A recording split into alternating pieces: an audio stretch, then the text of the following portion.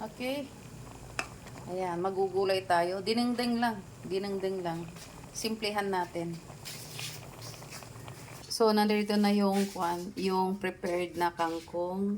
Ito naman, ampalaya, dahon ng marunggay, and dahon ng alugbati. Ayan. Ilalagay na natin yung dahon ng kangkong. Ayan. Ganyan lang kasimple yan. Dahon ng kangkong. Yan, hindi basta-bastang kangkong yan, ha? American kangkong yan.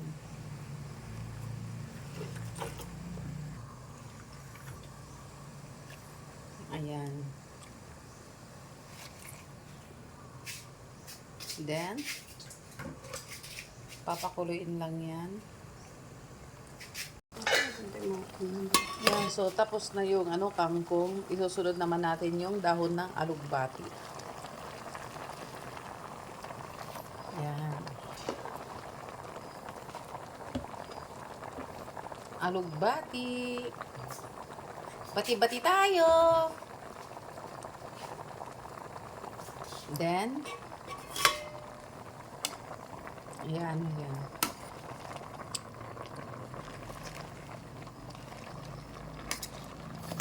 Bango. Promise. Yan. Yan ang mga simpleng recipe pero hindi mo matatawaran ang nutritional value niya. Okay? Then, sinunod ang moringa.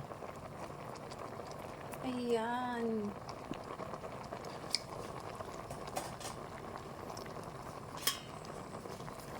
Ang alam natin, mga lang ito, ruot-ruot, pero nungka. Ang mga ruot-ruot na yan, ang mas maraming may bibigay ng mga vitamins sa ating katawan. Which boosts our immune system.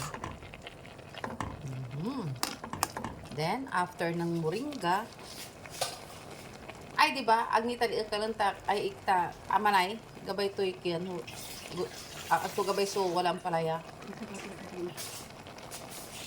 Yan, sunod natin na ilalagay ay ito na yung fourth layer. Daang palaya leaves.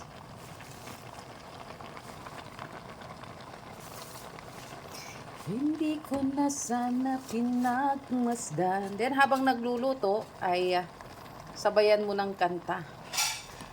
Makabagbag damdaming iniibig kita. Yan. Ay, nako. Ang iyong kakisigan at hindi na rin pinansin pa. Bawat ngiti mong may gayunan. Dahil sa akala ko, di ako iibig sa'yo. Ikaw pala ang akit sa puso ko. Yan. So, maghihintay lang ng ilang minuto. Ayan, andito na po yung lutong ulam. Yan, na gulay. Okay. Ang sahog ay inihaw na isda. Ayan, so kain na po. A little of this and a little of that. Okay. Nasaan na yung ampalaya? Sarap yung ampalaya. Pampatamis ng dila. Yan. So, it's time for us to eat. Mga ka-kernel. Ayan.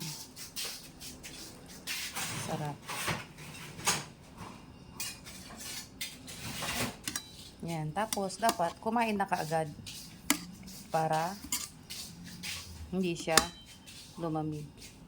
Okay. At yan po Ganyan po ang paggawa ng dinding. Ayan. Thank you.